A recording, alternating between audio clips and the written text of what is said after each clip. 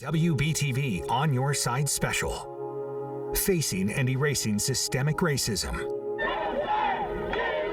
Sounds of protest through the decades in our area. The cries for justice keep ringing in the streets. Hands up! Don't shoot! Hands and keep making headlines. How did we get here? When will this end? We shouldn't have to protest because y'all are treating us wrong. We're our fathers. You are killing us. And what will it take for everybody to be treated equal? Like, there's no need to escalate every single situation where you come into a situation with a person that looks like me. Have a conversation. Good evening, and thanks for joining us tonight. I'm Dedrick Russell. The killing of George Floyd by a Minneapolis police officer has reignited a global demand for basic human rights. But this isn't an uprising that started on May 25th, 2020. It didn't start on September 20th, 2016, not on April 29th, 1992, or even December 5th. 1955. Black Americans have been fighting for their rights as human beings since they were kidnapped and brought to America beginning August 20th, 1690, more than 400 years ago. Tonight, we take the mask off America and face its issues head on. Then we look into what needs to be done to erase systemic racism. Before we can talk solutions and how to move forward, we need to first explain what systemic racism is. Sometimes also referred to as institutional racism. Systemic racism is defined as the racial bias of individuals by the existence of policies or laws and practices that provide differential access to goods, services, and opportunities by society of race. This can affect where people live, the quality of education they receive, their income, types of food they have access to, their access to adequate medical treatment, and the types of interactions they have with the criminal justice system. For centuries, mothers and fathers of countless black men, women, and children have gotten the gut-wrenching news that their child has been killed because of the color of their skin. During the last 8 minutes and 46 seconds of George Floyd's life, he called for his mother. It was a sound that resonated with all mothers and a sound no mother wants to hear from their child. Many black mothers across America fear the lives of their children each day, especially the mothers of black men. I had a conversation with a mother about the daily fear she feels for her son. Whenever I think about it, I get emotional because I do think about him, and I have another son. And, you know, you try to raise your children with confidence, to be courageous. You want them to be know who they are. Dana Kitt is raising 2 black boys. She says with all that is happening in the world, she stays on edge. I think I'm gonna probably worry about him until the day I die. Righteous Kitt knows why his mom worries. There's an important bond between mother and son. Without my mom, I wouldn't, there's a lot of things that I wouldn't be doing, but I wouldn't be here first and foremost.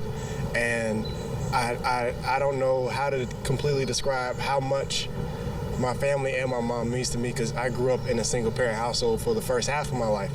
And this was the parent. She was there. She was always there for every step. This teenager can understand why George Floyd called for his mom. When you're in trouble, who do you come to? It's my mom. And in that situation, he just, I couldn't imagine that pain. That pain has sparked a movement tackling racism, inequality, and police brutality. Those are some of the same issues Dana's father protested during Dr. Martin Luther King Jr.'s day. You can say taking a stand is in the family's DNA. And so here we have his grandson, and he's doing the same thing, and it's just like, you can tell there are some changes that are being made, but we have work to do. It's going to take multiple steps to solve the problem of black people not being treated equally. It's happened for years, and it's happening all across America, and regardless of whether it's happened to a single person, particularly, it's happening to people everywhere. So everyone needs to be focused in helping us solve the problem. The number one thing is going to be when we show that police can't just do whatever they want to do, and there will be consequences to their actions. And I think once we start to hold people accountable, and these bad police officers accountable for their actions, I think that'll start to make things turn over. This family believes the system needs to be fixed so mothers won't have to worry as much about their children. It's going to take a lot more than tweets and posts and reposts. We're going to have to actually vote. We're going to have to continue protesting. We're going to have to be active. We're going to have to go to meetings. We're going to have to participate as civic students, people who are trying to live in this community and better it. While we wait for that to happen, Dana Kit will be busy teaching her son to be a change agent, despite the fact she wonders about his safety when he's away from home. They have their own voice. They have their own ideas and opinions, and they have the right to be able to express those things. In a news conference earlier this week, North Carolina Governor Roy Cooper said black men are 2.5 times more likely to be killed by law enforcement than white men. According to a 2018 report by the Department of Homeland Security, 32% of black people killed by police in 2015 were unarmed, as were 25% of Latino people, compared to 15% of white people. The report states this means while people of color represent 38% of the U.S. population, they make up almost 63% of unarmed people killed by police. On May 25th, 2020, people around the world watched this video. Minneapolis police officer Derek Chauvin kneeled on the neck of George Floyd for nearly 9 minutes. Floyd was unarmed and in handcuffs. He pleaded for the officer to give him some relief. "I can't breathe. Everything hurts. Mama, they're going to kill me." These are the words Floyd said in the last moments of his life. Earlier this week, George Floyd's brother went before the House Judiciary Committee. He met with lawmakers to talk about holding law enforcement accountable. I'm tired. I'm tired of pain. Pain you feel when you watch something like that. When you watch your big brother, who you looked up to for your whole life, die begging for his mom. I'm here to ask you to make it stop. Stop the pain. I want them to stop hiring corrupted police officers. You're supposed to serve and you're supposed to protect. I didn't see anybody protecting and serving that day. Many people who lived through the civil rights movement remember the horrors of our nation's past. Some say they didn't think this would still be a reality in 2020. Others say they aren't surprised. In 1961, 9 college students were arrested after sitting at a segregated lunch counter in Rock Hill. The group later became known as the Friendship Nine. They played a significant role in the civil rights movement. David Williamson Jr. was in that group. Our Alex Giles had a conversation with him about the killing of George Floyd and what he thinks will come of this new generation of protests for equality. I heard about George Floyd. I seen the video on TV, and that's really it's sad that it had come to this. And to me, it was all unnecessary. And this is not the first time something like this had happened. It's been going on all the way back. So I was a little boy, I've seen things that shouldn't have happened. We ain't come out here today to tear up our city. A march was recently organized at Fountain Park in Rock Hill. It brought hundreds of people out to the city streets, marching near the same location where I interviewed Williamson, right near the spot where his sit-in took place so many years ago. Is he surprised we're still dealing with race and justice issues in America? No, I'm not surprised. Until Congress and we get leaders that believe in justice for everybody, this is going to continue to happen. Are you hopeful that the situation with race relations in our country will continue to improve? Oh yeah, you always got to have hope. And I believe the generation that's come along now, they work together. And I think they're going to bring about this change. And I might not see it, but I know it's coming. You know, and it may be in the near future, but it's coming.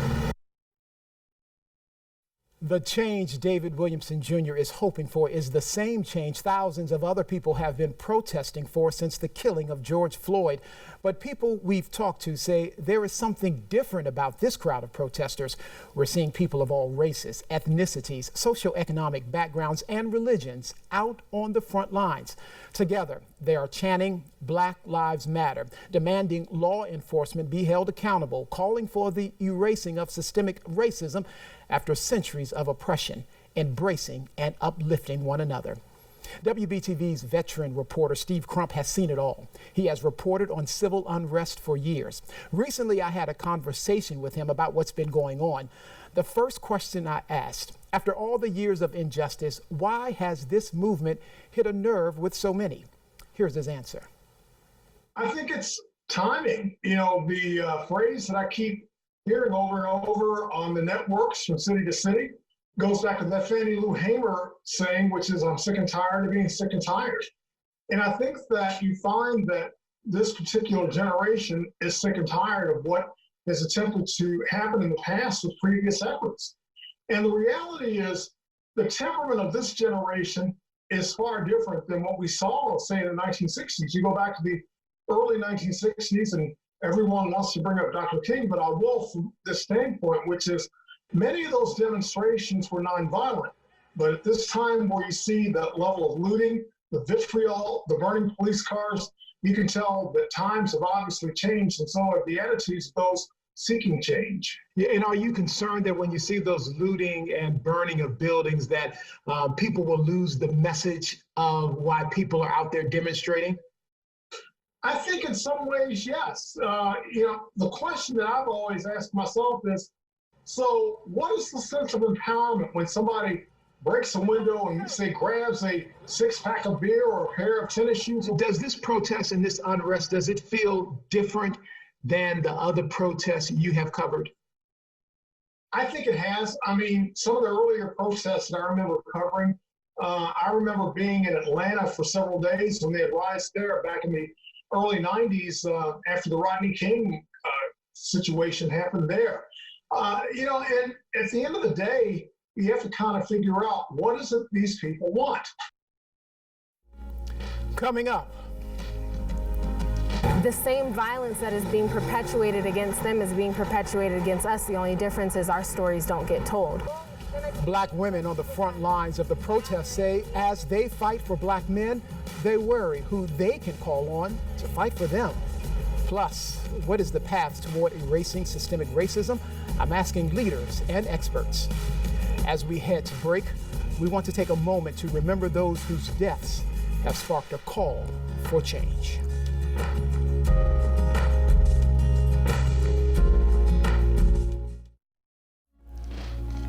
Welcome back to Facing and Erasing Systemic Racism, a community conversation.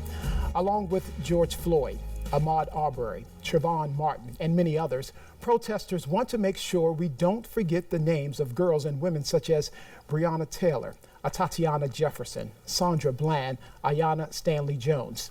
Many of those protests and demonstrations we've seen in Charlotte and across the nation have been organized by women. But while many black women fight for the lives of black men, they're also fighting a battle for themselves against racism and, in some cases, sexism. We talked with one woman on the front lines about what she's fighting for and what it's like being a black woman in America. It's been incredibly traumatic to be out here almost every single night and sometimes during the day when I can protesting. Ryan Baker has been out on the front lines organizing protests like this one in Romare Bearden Park, but she says she worries. I think it's great that we're out here for George Floyd and that we've been able to receive some justice for him, but we still haven't received justice for Breonna Taylor, and I don't want people to lose focus of that. Ryan says she's inspired. The momentum is there. People are demanding change.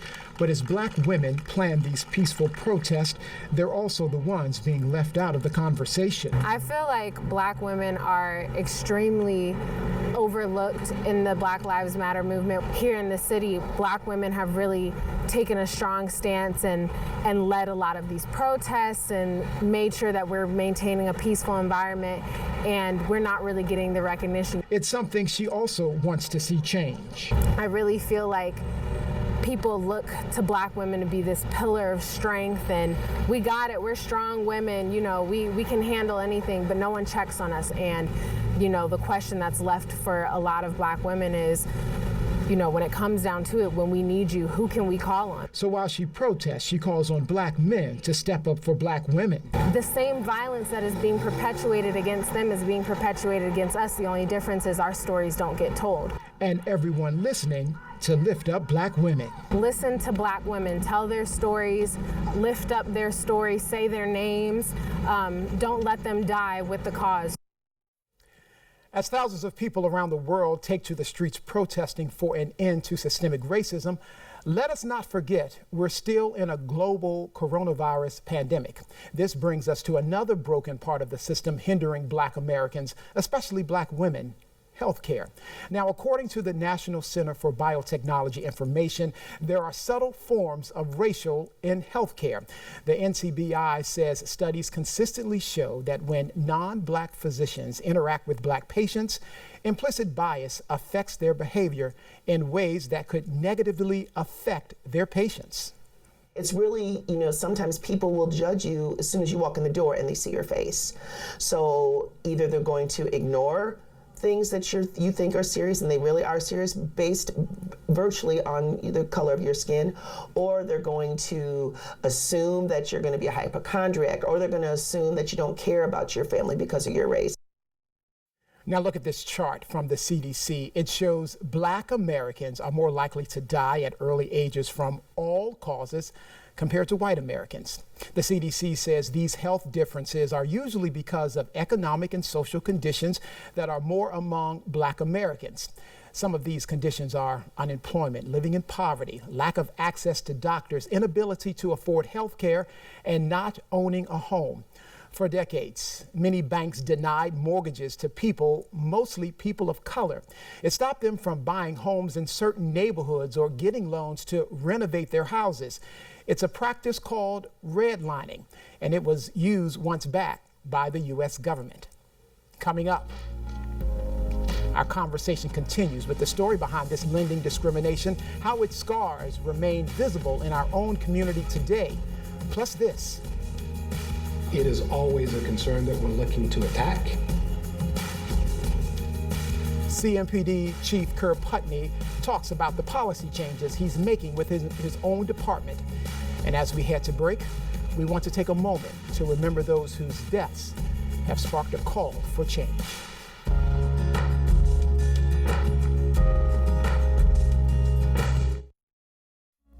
Welcome back to Facing and Erasing Systemic Racism, a community conversation. Statistics show there is racial bias within our criminal justice system. If you're white, you may not worry about seeing the police, but for black Americans, it's different. Here's an example. Mark D. McCoy is a professor at Southern Methodist University. Now, he tweeted this at the beginning of the month, quote, "George Floyd and I were both arrested for allegedly spending a counterfeit $20 bill. For George Floyd, a man my age with 2 kids, it was a death sentence. For me, it is a story I sometimes tell at parties. That, my friends, is white privilege," end quote. A University of Chicago study found more than half of young black Americans know somebody who has been harassed by the police. Racial profiling is the practice of law enforcement targeting someone for suspicion of a crime based solely on their race, ethnicity, religion, or national origin. For example, black drivers are 30% more likely than whites to be pulled over. Overall, studies have found black people are more likely to be charged, more likely to be convicted, and more likely to face a stiff sentence than white people for the same crimes. North Carolina Governor Roy Cooper says black adults are 6 times more likely to be incarcerated than white adults. When convicted of the same crime, black men received a 20% longer sentence than white men.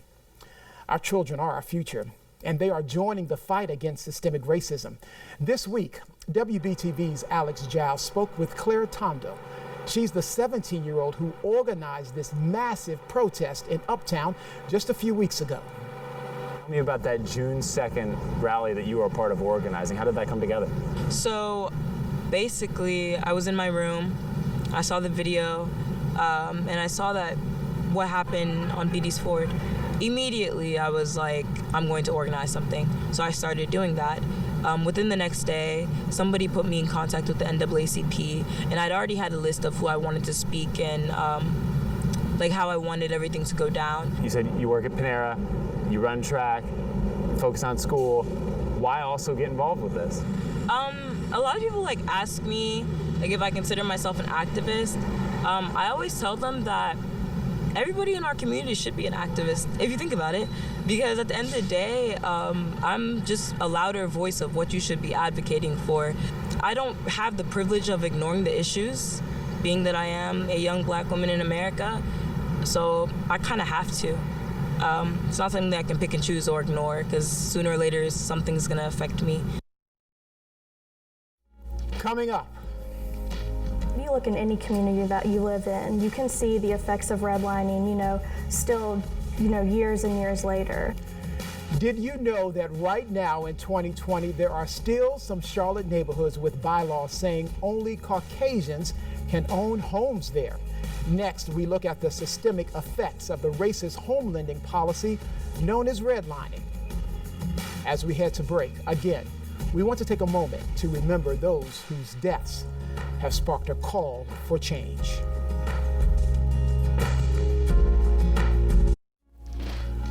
Welcome back to Facing and Erasing Systemic Racism, a community conversation. Now, before we look at how to erase systemic racism, we want to continue our conversation about how the past has shaped our present. WBTV anchor Jamie Bowl explains how laws, policies, and beliefs formed throughout our nation's history are affecting Black Americans today. In the 1930s, the American government began a form of lending discrimination called redlining. Banks and other mortgage lenders commonly rejected loans for credit-worthy borrowers based strictly on their race or where they lived. The federal government, through a now-defunct agency called the Homeowners Loan Corporation, worked with real estate agents and banks across the nation to create maps outlining where Black people were and were not allowed to live. If you look in any community that you live in, you can see the effects of redlining, still, years and years later. And I see that in the community that I serve, and that's a history of racism. In 2016, the University of Richmond created this interactive redlining map showing America's history of racial discrimination. This is a redlining map of Charlotte from 1935. In green are communities like Myers Park, where Black and Latino people were not allowed to purchase homes. Those areas were graded as best. In red are areas like Beatties Ford, where homes were predominantly occupied by Black and Latino people. Those communities were graded as hazardous. Though redlining has been outlawed, the restrictions are still on the books in many neighborhoods across Charlotte today.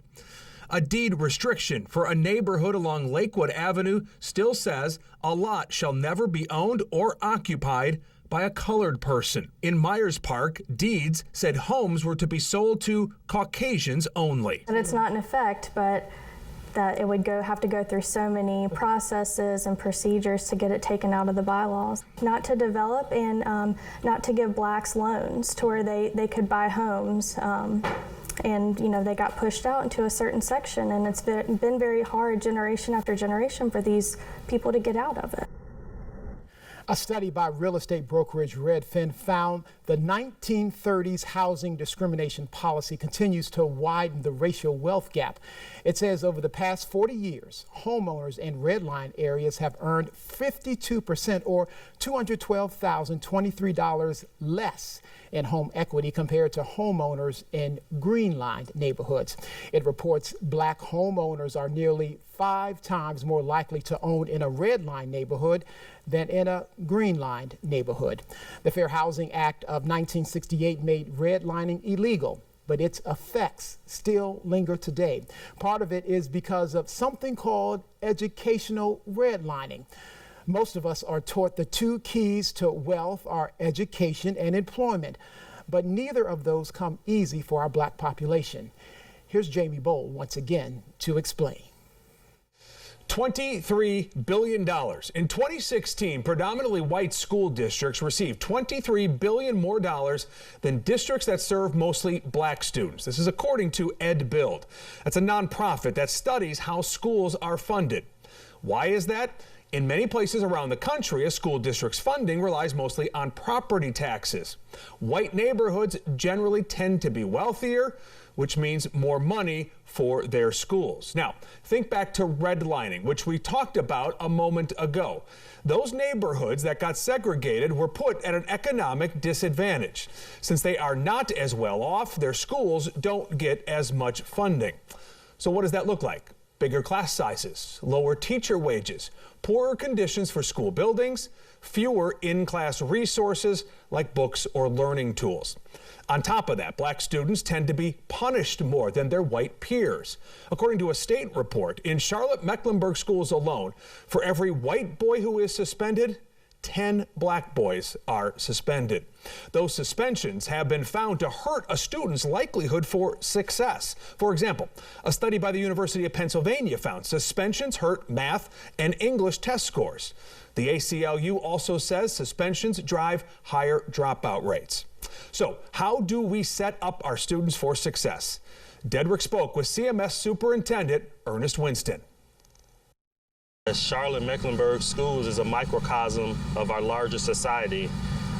So I think we are certainly not immune from, systemic racism. CMS Superintendent Ernest Winston says to erase systemic racism in the classrooms, teachers must be on the same page. There is an understanding and an expectation that in order to be able to stand in front of a classroom, that you have to believe that every child is capable of being successful. The top educator says to confront racism head on, teachers must see the color of every student and embrace it. You use all of those factors to get to know a child better and then ultimately help educate him or her better. Winston says despite challenges, the work still has to get done. If we do not get additional resources, we still have a responsibility to prepare and educate every child.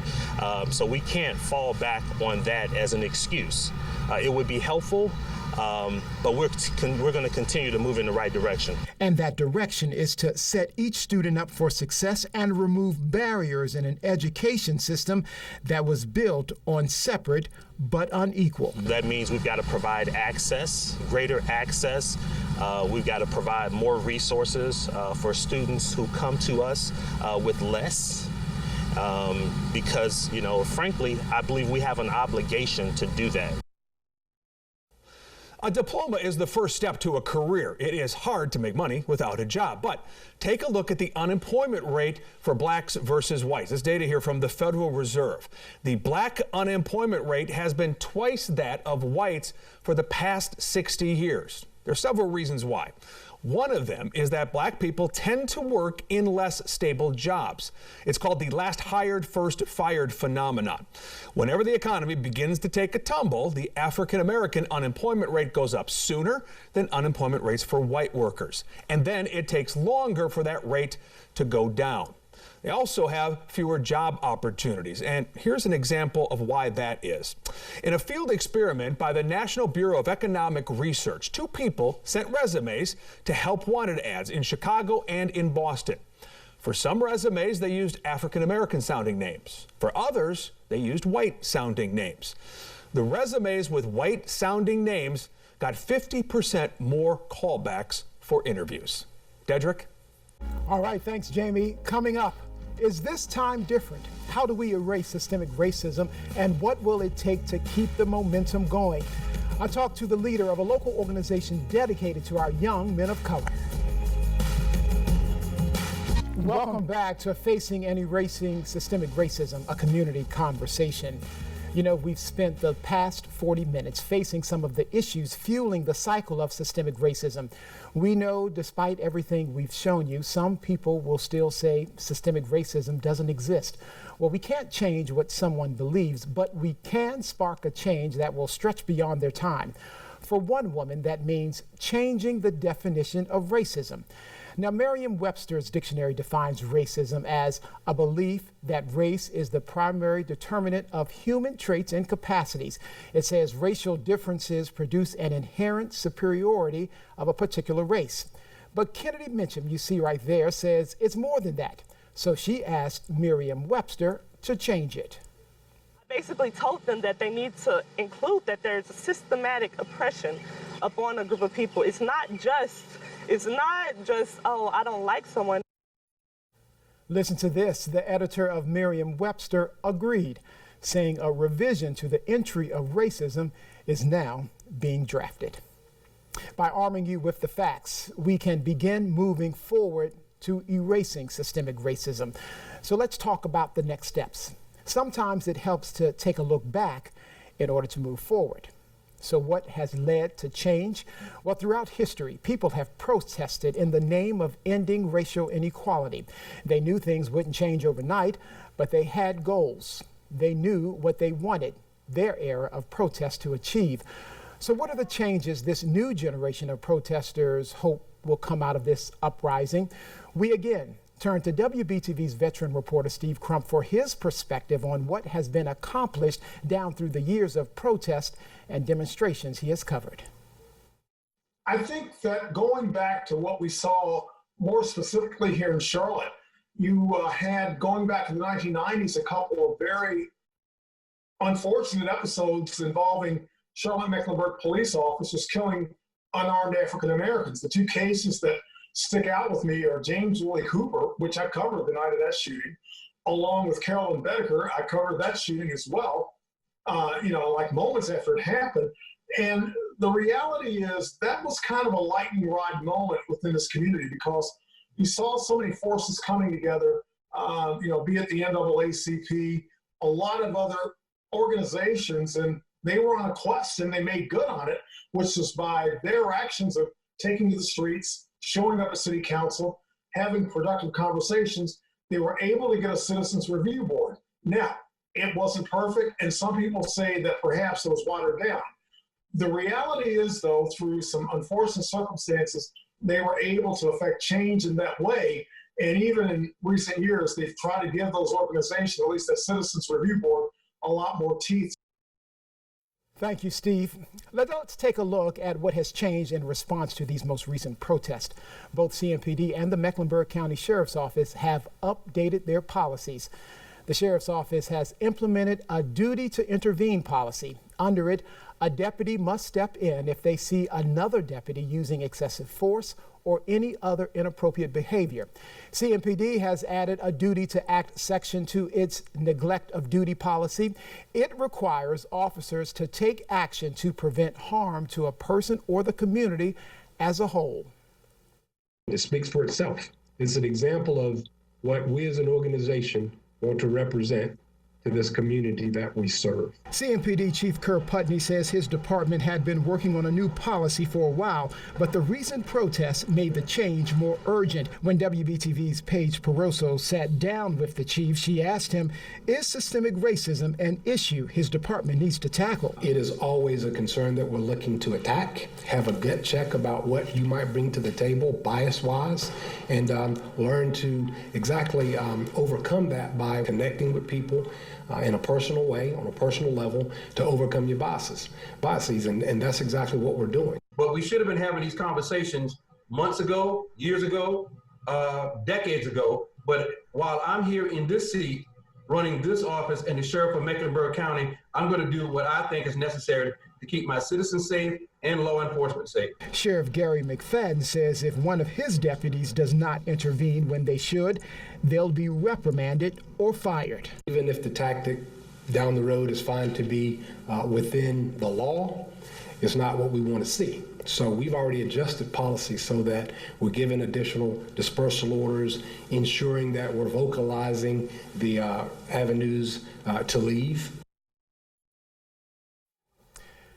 Another example of change we've seen on Monday, Charlotte City Council voted 9-2 to prevent CMPD from spending money on chemical agents like tear gas for the next year. Some council members say they believe it was the right decision at the right time. I support our CMPD, we need to seriously consider implementing policies and practices that addresses systemic racism. You do not deconstruct a system that has been intentionally maintained and created over 400 years with one motion or one vote.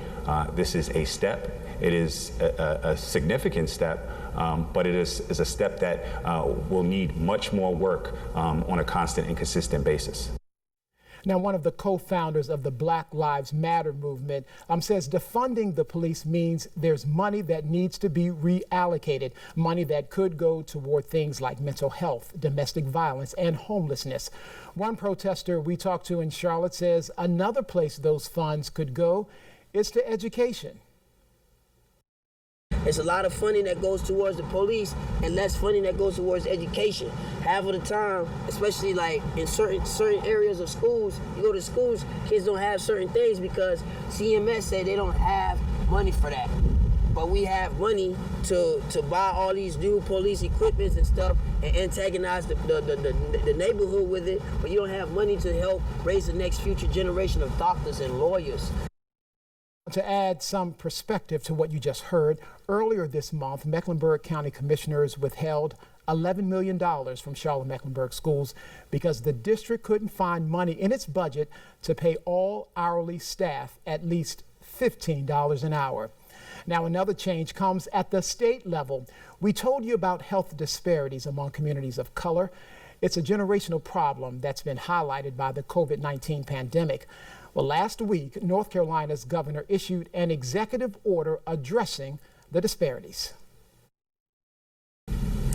My administration is committed to helping to eliminate these disparities. We will keep listening. We will continue to work with communities all across our state to address systemic injustice. Now, to be clear, there is nothing biologically that makes Black Americans more susceptible to COVID-19. We are simply seeing more cases in the Black community because of the lack of access to care, poor economic mobility, and housing deficiencies. So those are the changes. Sure, we've seen some progress, but there is much more work to be done. What is our checklist? What needs to happen next to keep us on the path toward erasing systemic racism? Well, I talked to a JCSU professor and the executive director for My Brother's Keeper Charlotte. Here's what they had to say. I don't think that we'll see it erased anytime soon. Systemic racism has been around for centuries. That's why JCSU professor Dr. Terza Limonez believes it will take time. She also says everybody should be at the table to come up with solutions to make life better for all. Politicians need to get out of where they politic and come and meet the community. White people need to come out of their comfortable homes and have conversations. Community leaders and all voices are going to matter in this work. The professor wants change to happen without any more violence. Enough people have died. Can we do the work without Black lives being lost? Don Thomas agrees. He's with My Brother's Keeper Charlotte. He says this moment confirms his organization is needed. My Brother's Keeper Charlotte Mecklenburg will not squander its righteous indignation in this time with inaction. Thomas says time out for organizations working in silos. It's time to come together. We have already kind of partnered with programmatic strategies and with Big Brothers Big Sisters and some other organizations on how do we use our platform to get the volunteers that they need. My Brother's Keeper Charlotte is working to put that plan on paper. What does it look like to have policies, practices, and procedures drafted in a way that can shift the narrative and outcomes for our Black and brown boys? And we need all hands on deck. All hands on deck indeed, no matter what color it is. The professor says all races can contribute to this movement. It just takes an unwavering spirit. Everything that takes work and that's going to help us move forward is going to make us a little bit uncomfortable. And that has to be okay at some point. Coming up, joining the fight against systemic racism, many non-Black people want to be allies, but don't know where to start. A guide to what you can do. There are many non-Black people who want to be allies and help with erasing systemic racism, but they don't know how. It begins with being open to learning. Now, Ellen Tasher is white. She's putting together a group to help educate other white people about systemic racism. Well, for me, I understood racism, but I never made the connections. I never made the connection to the decolonization of wealth and how it's really ingrained in our everyday life. It's just going to take education, and somebody has to be interested in the subject like I am. If you're not interested in it, nobody can make you change or learn. Now, if you are not Black and you want to join the fight, North Carolina native and social media influencer Tabitha Brown shared a list of things you can do to help. Now, here are just a few. Ask yourself how many Black businesses you support. Call out your colleagues, your friends, and your family when they say something racist.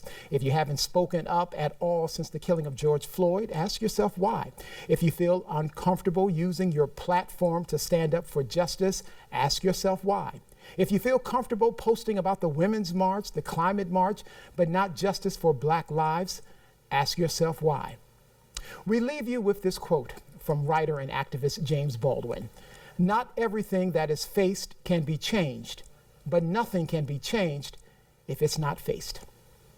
Thanks for watching, and you can read more of this coverage and keep the conversation going. Just go to wbtv.com/community conversation. Until the next community conversation, stay safe and have a good night.